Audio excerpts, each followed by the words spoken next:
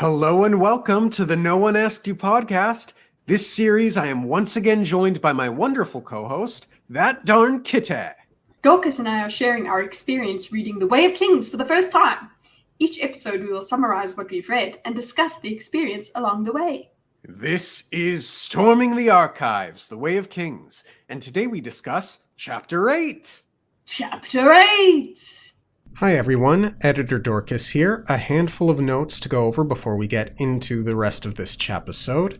First off, for those who didn't notice, because I uploaded at an irregular time, I did upload a special Death Rattles episode, which is a discussion that Kitty and I had regarding all of the Death Rattles from roughly, I think, the prologue to Chapter 6, as it was an oversight that we didn't talk about them in the pertinent chapisodes. So go ahead and enjoy that.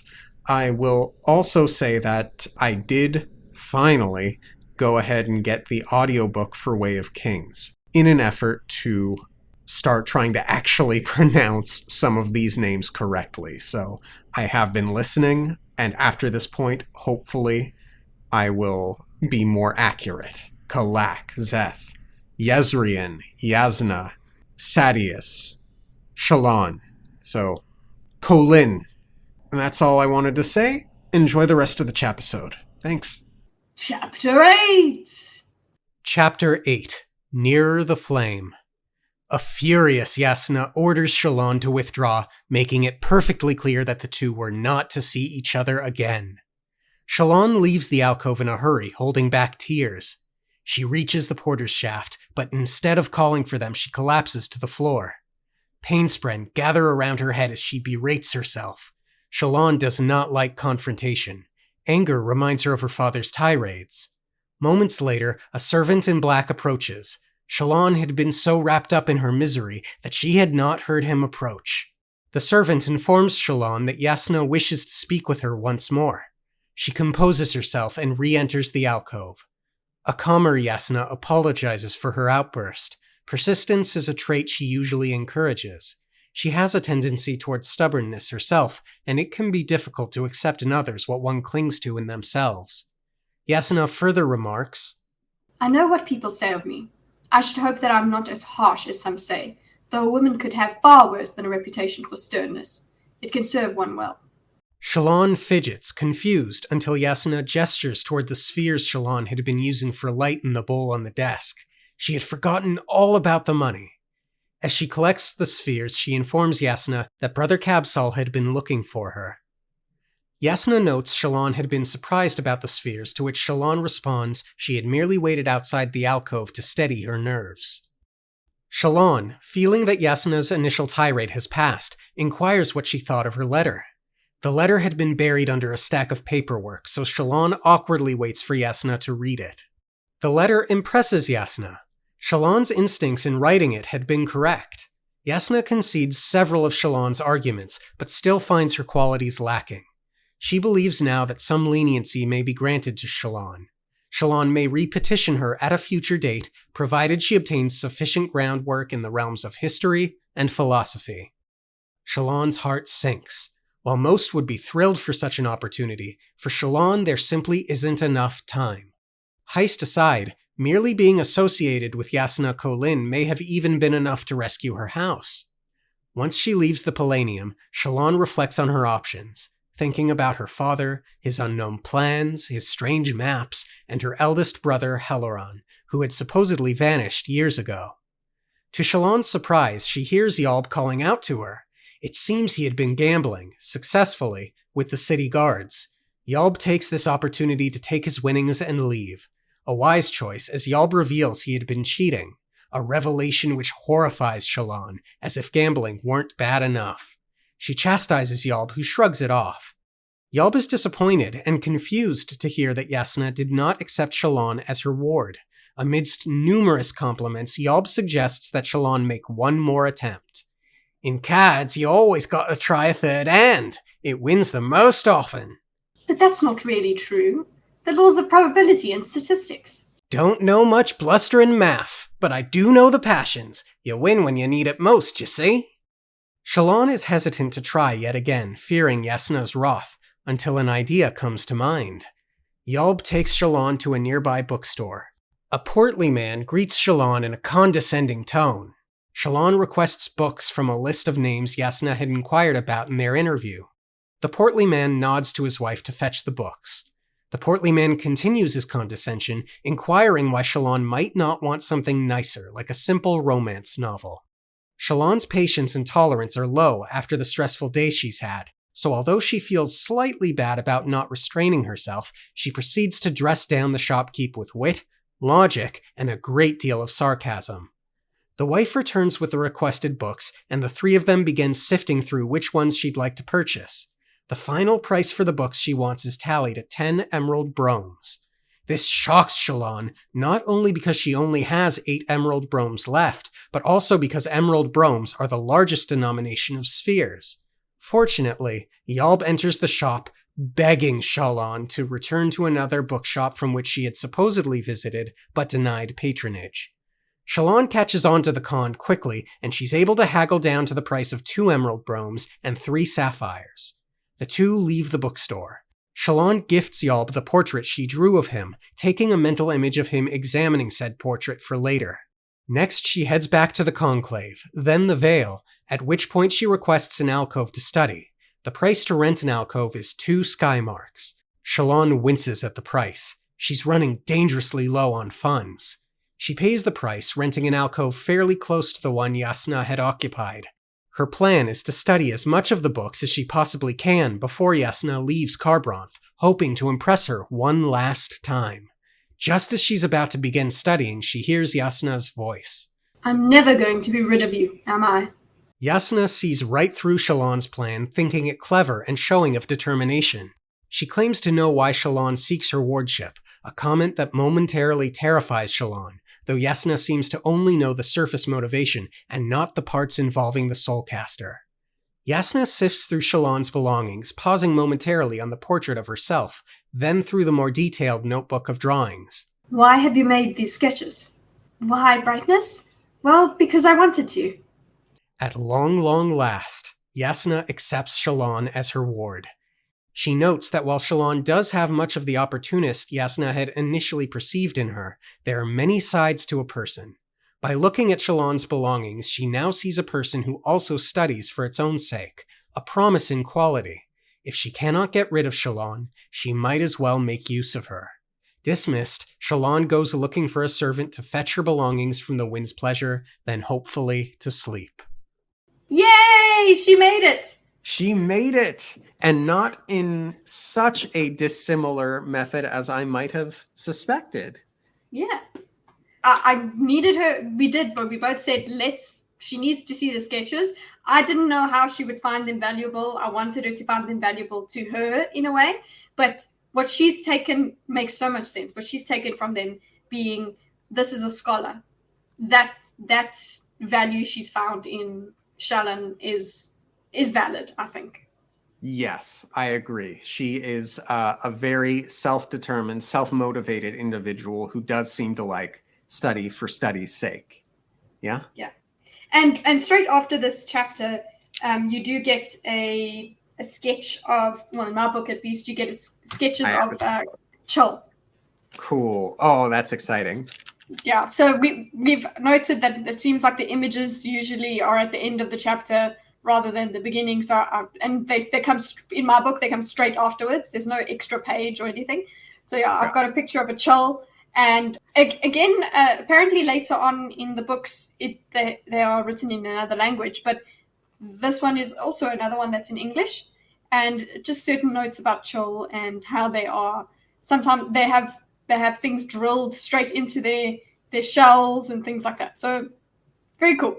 Cool. I have not looked because it's on the next page in the start of the chapter for me.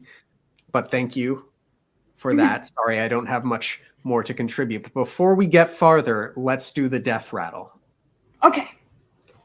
Victory! We stand atop the mount. We scatter them before us. Their homes become our dens. Their lands are now our farms. And they shall burn as we once did, in a place that is hollow and forlorn. Collected on Ishashan, 1172, 18 seconds pre-death. Subject was a light-eyed spinster of the 8th dawn. So we've heard the word dawn before, and in this chapter we actually get a little bit more information, and it's basically the hierarchy, the caste system for the dark eyes. So first dawn and second dawn and third dawn being fairly high up. Seems like it, yeah. Their homes become our dens, their lands are now our farms. So this is about conquering, I think. Yeah, seems so. They shall burn as we once did. So we've they been shall getting burn. Yeah, we've been getting a lot about burning things all the time. Death Rattles. Yeah, and a place that's hollow and forlorn. Okay, so are they going to burn in hell? And we did get a lot of hellish stuff in the prelude. So, But when they burn as we once did, it's kind of like a vengeful thing. And they shall burn as we once did in a place that's hollow and forlorn. So maybe it's vengeful or not. I don't know. What do you think? I think as we once did, this is clearly not one of the 10 heralds, but I'm still wondering if these are all members of the Radiance. No, not all of them. No. Yeah. So it seems like the heralds aren't the only ones that are necessarily visiting this burning place. I really don't know. There's still such little information. I don't know what to piece together yet. And again, we have, just considering the things we're noting, the week doesn't have a name. It's just on Ishashan, and we are still in 1172. Yes. So. Cool. And hey, listen. If we're gonna if we're gonna relate this to the contents of the chapter, victory for Shan! Yay! Yes, she made it. Good. Speaking of victory for Shallan, the title of this chapter is Nearer the Flame, and the book that Shallan references to put the shopkeep in his place is a book called Nearer the Flame. And the merchant, I'll read. The merchant blinked. Nearer the Flame was written from the viewpoint of a man who slowly descended into madness after watching his children starve. What does that all mean? Is Shallan on a path toward madness? Maybe her dad was. Or, I'm so glad you do this with me, Kite. Yeah, because if her dad set in motion the destruction of their house such that they are becoming poor and indebted, they will struggle to... Sometimes I hit on some things. That's great. That's really great. There are two other things I want to mention as far as the books. There's that little mystery about a book about the 5 Vorin kingdoms. It's weird that Shallan thinks there's only 4. So I'm really interested in that little bit of a mystery that is brought up. Yeah, that's not just a passing thing. That I feel like is coming back. Yeah. And then the final thing is that there's a book written by a Shin philosopher, I think. Yeah. And it's an anomaly both to her and to the shopkeep that there would even be a Shin philosopher. So I suspect that book will be of unique interest and importance. And the Shin is the same kind of person that killed Jasna's father. So Seth, according to this, is a Shin because a philosopher from the distant Shin, where people lived in mud and worshipped rocks, and that we do remember that he did worship the rocks. Standing on rock is profane. The man who had killed Jasna's father nearly 6 years before, prompting the war against the Parshendi in Natsan, had been Shin, the assassin in white, they called him, which, yep, we know that. That's Seth. Yes. Excellent point. It's not, obviously it's not a book by him, but it's someone from his people. Right. Do you think Yalb has a crush on Shallan? Oh, he's flirting. I think that they both just flirt, these two. Not that he really, really likes her. It's just that, you know what, it's fun to talk to her that way because she flirts back. It's not like this huge love between them, but it's fun. Sure. I mean, I don't think Shallon's into Yalb, but No. I But was just, yeah. wondering if Yalb was, you And know, she took another memory of him, so she's taken another picture, okay, in her mind. So yeah. she's giving him that picture of himself, but she now will paint him looking at that picture. I love that. Yeah, that was very sweet, and Mm-hmm. I did like that. Mm. It makes me think that Shallan, as much as this is her major plan, maybe she's going to learn that there's a lot more going on than just her house's downfall. She's going to maybe be confronted with different kinds of priorities Big as things are a she, coming. yeah, because she's now made her way into Jasna's orbit, basically. Yeah. Okay, speaking of Yelp, I really enjoyed the way that he helped her scam the other guy. Oh, that was The wonderful. book. Yeah, it was And a great Shallon's plan. and Shallon's quick enough to Yeah, get on it. yeah, she's quick enough to pick it up. I love that, and add to it, you know, with Yeah. style. She makes it believable. Yelp is awesome. Great price. Well done. Yeah. With the fact, good that Yelp helped her because she is so sheltered. This woman is so sheltered that she has never really gone to a shop, Yeah, and she's never bought anything. yeah, she's never bought anything that way. She's had merchants come to her and all of that, which, yes, that would make you go, oh, what a spoiled brat. But the thing is, it makes you realize how far out of her shell she's had to come, how she has had to do a lot of new things that she is not used to, and she's Yeah. just dealing with it. She's just going with the flow. She sees what Yolb's doing, so she takes it on. She's Yeah. smart. Excellent. Excellent. And Jasna's clever. She sees right through the bulk of what Shallon's doing, although she very specifically does not know the Soulcaster part, which makes sense. Why would she? Yeah. What did you make of that one line about merely being Jasna's ward could be enough to rescue their house? Because if that's the case, why bother with the Soulcaster? Exactly. I'm. That's what I was thinking. It's just the Soulcaster is a crazy plan, and also we've already established that that's a forbidden Soulcaster, so you could still be in trouble. You would jeopardize.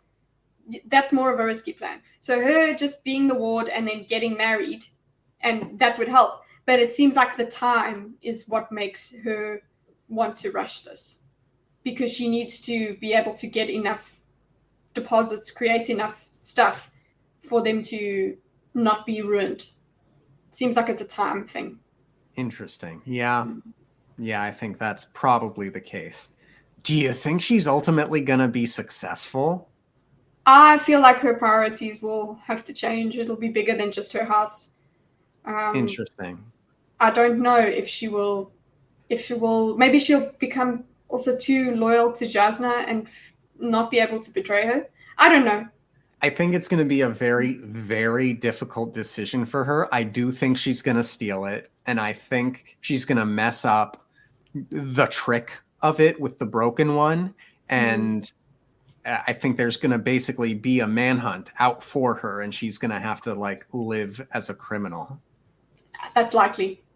That's likely, considering this, just the way that this book is going for the characters. Yeah. Not going well. Yeah. Oh man. Right. What else? Life Spren notes. Well, Spren notes, Spren color notes. Life Spren are green, which made me think of Monster Hunter. They've got in Monster Hunter World, they've got these flies that show you where stuff is, and they're green as well. So that's what it made me think of. Nice. We also got Pain Spren. I don't remember what color the Pain Spren are. I've been writing notes now every time we get a reference, so I will put that down in the log as soon as I get a chance. Also, the mystery of Shallon's brother. Clearly, the father knows something about that mystery, and I have to wonder if it's Soulcaster related. Yeah. And a part of me wonders, with the knowledge that the Cosmere is a galaxy spanning thing, one's above, I wonder if Soulcasters are can produce methods of travel between worlds. And maybe that's part of the mystery here or not. Some of that is just me being fanciful, but I'm wondering. Yeah, I keep that in mind. Actually, now it's affected me even reading Wheel of Time and things like that. I just think of things as being related universally. Not as in the Wheel of Time being related, yeah, but I'm just saying like reading Cosmere sort of things, having ideas of how things can connect. It's cool. And I've also just been watching a lot of multiverse things, not Marvel multiverse things, but multiverse things. Very cool. Yeah, I do wonder if this brother is going to come back at some point. Does he play a part later on? He must. You don't drop something like that without the intention to bring it back. Yeah. And also just her reaction, sorry, if we're going into just her reaction to anger, she was very traumatized. To confrontation. She was very traumatized. She actually really got very upset. Makes me wonder about what we were talking about previously about her father, because her father has tirades and things. We were wondering what happened with him because remember, and then she had the sword and whatever. At one stage, she said some secret lay 10 heartbeats away, which means it's the shard. Yeah. And that's not dissimilar to what we got in the prelude with Seth counting heartbeats, right? Yeah, that's what it takes to summon a shard blade. So, or whatever that is called. I think it is still called a shard blade. Yeah. So she has used that. We already knew that for the previous chapter. But again, it's 10 heartbeats away, keeping that in mind. I think actually that was just in the previous chapter. They've just blended it together for me. But either way, the thing is, there's some story with her father. That mystery, there's lots of mysteries. And as you said, I connect that with the Soulcaster. What has the brother gotten up to? Yeah. Interesting. Yeah. And then at the end of the day, she's successful. So Victory! Anything else to say here? Yay! Shallan. Maybe we go back to Kaladin now? That's what I expected last chapter. I hope so, because I want to see like what's up with him after the Bridge 4 shenanigans. Yeah. See if he's recovered at all. Yeah. Seems like he was heading for even worse. So yeah. Let's go and see that. Right. Well, thank you all for tuning in. We'll see you next time. Okay, thanks, boy. Thanks, bye.